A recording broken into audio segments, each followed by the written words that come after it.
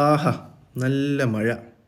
നല്ല മഴയുള്ളപ്പോൾ രാത്രി കുറച്ച് ചിക്കൻ ബിരിയാണി കഴിക്കാൻ കിട്ടിയാൽ എങ്ങനെ ഉണ്ടാവും? അതും നല്ല ദം ബിരിയാണി. അങ്ങനെ ഒരു ചിന്ത എനിക്ക് വന്നപ്പോഴാണ് മീൻ മേടിക്കാൻ പോയ ഞാൻ ചിക്കൻ വാങ്ങിക്കൊണ്ട് വന്നു. അതിന് വേറൊരു കാരണം കൂടിയുണ്ട്. മീൻ വാങ്ങാൻ പോയപ്പോൾ മത്തിക്ക് വില 340, അയിലക്കാണെങ്കിൽ 440. അപ്പോൾ തോന്നി എന്നാൽ പിന്നെ ചിക്കൻ വാങ്ങിയാലോ എന്ന്. അങ്ങനെ നേരെ കടയിൽ പോയി ചിക്കൻ വാങ്ങിക്കൊണ്ട് വന്നു. സാധാരണ ബസ്മതി അരി കൊണ്ടാണ് ബിരിയാണി ഉണ്ടാക്കാറുള്ളത്. ഇന്നിപ്പോൾ തലശ്ശേരി സ്റ്റൈലിൽ ബിരിയാണി ഉണ്ടാക്കാനൊരു പൂതി. അങ്ങനെ കടയിൽ പോയിട്ട് റോസ് കൈമയുടെ അരി വാങ്ങിയിട്ടാണ് ബിരിയാണി ഉണ്ടാക്കിയിട്ടുള്ളത്. വളരെ സിമ്പിളായിട്ട്, അതുപോലെ തന്നെ ഒരുപാട് റെസിപ്പീസൊന്നും ചേർത്തിട്ടില്ല. വളരെ ക്വിക്കായിട്ട് ഉണ്ടാക്കിയ ബിരിയാണിയാണ്. അപ്പോൾ ഒരു തട്ടിക്കൂട്ട് ബിരിയാണി എന്ന് വേണമെങ്കിൽ പറയാം. എങ്കിലും നല്ല സ്മെല്ലൊക്കെ വരുന്നുണ്ട്. അതുപോലെ തന്നെ ചിക്കൻ ഫ്രൈ ചെയ്തിട്ടൊന്നുമില്ല. ഫ്രൈ ചെയ്യാണ്ട് തലശ്ശേരി സ്റ്റൈൽ തന്നെ ബിരിയാണി ഉണ്ടാക്കിയേക്കാണ്. ഇപ്പം നല്ല വിശപ്പ് വരുന്നുണ്ട്. നമ്മൾ ഫുഡ് കഴിക്കാൻ പോവുകയാണ്. ഒരു പ്ലേറ്റ് എടുത്തിട്ടുണ്ട്, അതിലോട്ട് ചോറ് വിളമ്പി. ഇനി സൈഡായിട്ട് കച്ചമ്പർ എടുത്തിട്ടുണ്ട്. പിന്നെ അതുപോലെ തന്നെ കുറച്ച് അച്ചാറും. ആദ്യം തന്നെ ചോറ് മാത്രമായിട്ട് ചൂടോടെ എടുത്തിട്ട് കഴിച്ചു നോക്കി. സംഭവം നല്ല അടിപൊളിയായിരുന്നു. എന്താ പറയുക, ആ മസാലയും റൈസൊക്കെ കൂടി നല്ല പോലെ മിക്സ് ആയിട്ടുണ്ട്.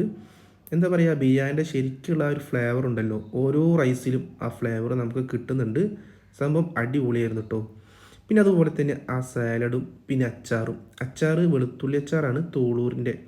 സംഭവം നല്ല ടേസ്റ്റാണ് കഴിക്കാനായിട്ട്. അതും ആ ചിക്കനിൽ നിന്ന് ഒരു പീസും കൂടി എടുത്ത് ആ സാലഡും അച്ചാറൊക്കെ കൂട്ടിയിട്ടൊന്ന് കുഴച്ചിട്ടൊന്ന് കഴിച്ചു നോക്കി. സംഭവം അടിപൊളിയായിരുന്നു. പിന്നെ ഒരു പ്രശ്നമുള്ളത് എന്താണെന്ന് വെച്ച് കഴിഞ്ഞാൽ, നാട്ടിൽ ചിക്കൻ വാങ്ങിക്കഴിഞ്ഞ് കഴിഞ്ഞാൽ കുറച്ച് നേരം ഫ്രിഡ്ജിൽ വെക്കണം. ഇല്ലാന്നുണ്ടെങ്കിൽ സോഫ്റ്റ് ഉണ്ടാവില്ല. അപ്പം നമ്മൾ ചിക്കൻ ഇപ്പോൾ വാങ്ങിക്കൊണ്ട് വന്നിട്ട് അപ്പം തന്നെ ഫ്രഷ് ആയിട്ടാണ് ബിരിയാണി ഉണ്ടാക്കിയത്.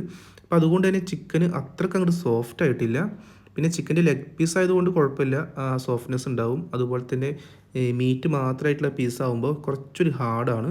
പക്ഷെ നമ്മൾ തൈരൊക്കെ ഒഴിച്ച് മസാല ഉണ്ടാക്കിയത് കൊണ്ട് വലിയ പ്രശ്നമില്ല കേട്ടോ. സംഭവം ടേസ്റ്റ് ഉണ്ട് കഴിക്കാനായിട്ട്. എല്ലാതും കൂടി കഴിച്ചു നോക്കി. സംഭവം അടിപൊളി ഉഷാറാണ്.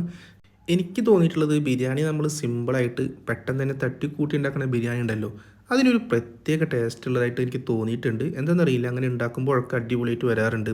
നമ്മൾ ഒരുപാട് അലങ്കരിച്ച് അല്ലെങ്കിൽ ഒരുപാട് സമയമെടുത്ത് ഒരുപാട് കാര്യങ്ങളൊക്കെ നോക്കി ഉണ്ടാക്കി വരുമ്പോൾ ഇടയ്ക്ക് നമുക്ക് പണി കിട്ടാറുണ്ട്. അങ്ങനെ എല്ലാവർക്കും ഒന്നും ഉണ്ടെന്നല്ല, ഇവിടെ അങ്ങനെ ഉണ്ടായിട്ടുണ്ട്. അപ്പോൾ എനിക്ക് പലപ്പോഴായിട്ട് അങ്ങനെ തോന്നിയിട്ടുള്ള കാര്യമായതുകൊണ്ട് പറഞ്ഞതേ ഉള്ളൂ. അപ്പോൾ സംഭവം ഇന്നത്തെ ബിരിയാണി ഒരു രക്ഷയില്ല കേട്ടോ. സംഭവം അടിപൊളിയായിട്ടുണ്ട്. ഞാൻ ശരിക്കും അത്യാവശ്യം നല്ലപോലെ എൻജോയ് ചെയ്തിട്ട് എൻ്റെ ഫുഡൊക്കെ കഴിച്ചു. എന്താ പറയുക, മീറ്റും റൈസൊക്കെ കൂടിയിട്ട് ഒരു രക്ഷയില്ലാത്ത ടേസ്റ്റ് ആയിരുന്നു. അപ്പോൾ ഇതാണ് ഇന്നത്തെ വീഡിയോ. നിങ്ങൾക്ക് ഇഷ്ടപ്പെട്ടെങ്കിൽ ലൈക്ക് ചെയ്യണം, സബ്സ്ക്രൈബ് ചെയ്യണം, സപ്പോർട്ട് ചെയ്യണം.